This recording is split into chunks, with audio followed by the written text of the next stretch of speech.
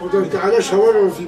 وای خودش راضی به انشالله خدا ایمان بده تحاجی ابجی بوی وای تیما و ما آنین انشالله و بلا جوار جیبش بلا دعاج مر بکن. Bismillahirrahmanirrahim. Siirt Umut Kervanı olarak bu perşembe fakir, yetim ve muhtaçların yararına bir kermes düzenleyeceğiz inşallah.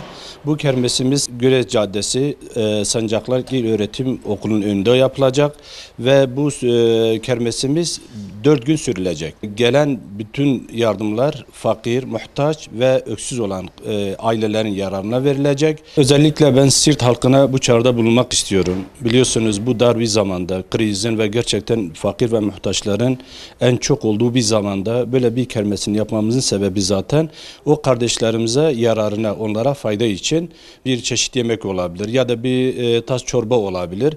Bu şekilde de katkı sunabilirler. Elbise olabilir ya da herhangi giyim olabilir. Biz bu konuda onların desteklerini de bekliyoruz. Çünkü gerçekten şu anda muhtaç ve fakir olan insanlarımız, yetimlerimiz sayı olarak gitgide artıyor. Bütün Siirt halkını bu hayra davet ediyoruz.